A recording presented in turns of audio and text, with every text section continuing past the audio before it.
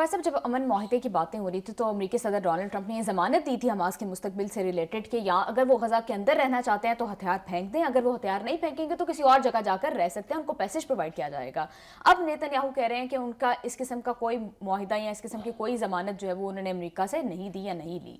देखिए, हम तो खैर तंग हैं ही नेतन्याहू के रवैये से, लेकिन उसके जो सबसे बड़े आइलाई है अमेरिका, वो भी उसकी हरकतों से अब काफ़ी यानी नाराज़ दिखाई देता है। और आपको याद होगा, हमने कल भी बताया था कि इन इख्तलाफात की जो वजूहात हैं, क्योंकि वो भाग रहा है उस सारे समझौते की बहुत सारी शिकों से जो मुआहिदा अमेरिका के डोनाल्ड ट्रंप कहते हैं कि मैंने करवाया बड़ी मुश्किल से।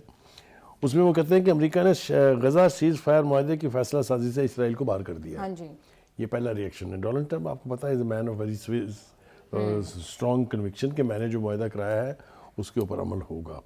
इनको तकलीफ ये है कि ये अगर बाहर चले गए जो जंगजू हैं तो हमारे लिए अजाब का बायस बनेंगे बाद में किसी वक्त भी। उनकी ख्वाहिश ये है कि जनाब ये हथियार भी हमारे सामने फेंकें और फिर हम इनका कला कमा भी कर दें। ये तो नहीं होने जा रहा, क्योंकि ये रफ़ा की पट्टी पे है। वहाँ पर इजिप्ट के रास्ते वो निकल सकते हैं और किसी भी मुसलमान मुल्क में जाके पनाह ले सकते हैं या वहाँ सेटल हो सकते हैं।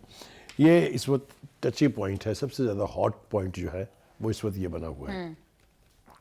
इसका क्या नतीजा निकलेगा, हमें तो यही रखनी चाहिए कि प्रेसिडेंट ट्रंप अपने किए हुए मुआहिदे की या अपने कराए हुए मुआहिदे का पास रखेंगे और इन जंगजुओं को आफियत और खैरियत के साथ यहाँ से निकलने का मौका दिया जाएगा। लेकिन बुखार साहब, और भी बहुत सारे इश्यूज के ऊपर जो है वो फूट पड़ती दिखाई दे रही है। एक तो इसके ऊपर जो है वो अमरीकी लीची भी और जैरेड कुशनर भी जो है वो नेतन्याहू और उनकी टीम से मुज़ाकरात कर रहे हैं, मेल जूल हो रहा है इसके ऊपर।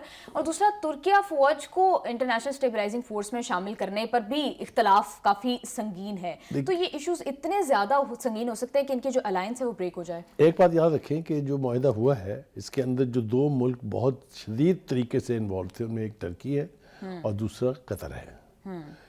जो मुआहिदा हुआ था उसमें यही फैसला हुआ था कि मुसलमान ममालिक की फ़ौज जो है वो तश्कील पाएगी, जो इंटरनेशनल आर्मी के तहत जाके वहाँ अमन का जो है उसको इंश्योर करेगी। उसमें टर्की था, उसमें इजिप्ट था, उसमें जॉर्डन था, उसमें इंडोनेशिया था। अब टर्की को तकलीफ़ हो रही है और ख़ास तौर से नेतन्याहू को। उन्होंने तो बड़े शदीद अल्फाज में कहा कि हम उनका पाँव भी बर्दाश्त नहीं करेंगे इस पूरे इलाके में। देखिए, पहली बात तो ये है कि जब मुआहिदा हो रहा है तो गज़ा के फ्यूचर का फ़ैसला अब वो उस मुआहिदे के तहत होगा, नेतन्याहू की मर्ज़ी से नहीं होगा। एक बात तो ये बिल्कुल वाज़ेह होनी चाहिए। दूसरी बात यह है कि अगर मुआहिदे की शिकों पर अमल नहीं होगा तो फिर ये सारी जंगबंदी वंगबंदी सब दरी की दरी रह जाएगी और इस खित्ते में एक बार फिर जंग के बिल्कुल। और बुखारी साहब, डोनाल्ड ट्रंप की credibility as a leader of a superpower वो भी बहुत ज़्यादा सैबोटाज हो जाएगी। जी बुखारी साहब, thank you so much for your analysis. Programme का टाइम हो गया ख़त्म। See you all tomorrow. अल्लाह हाफ़िज़।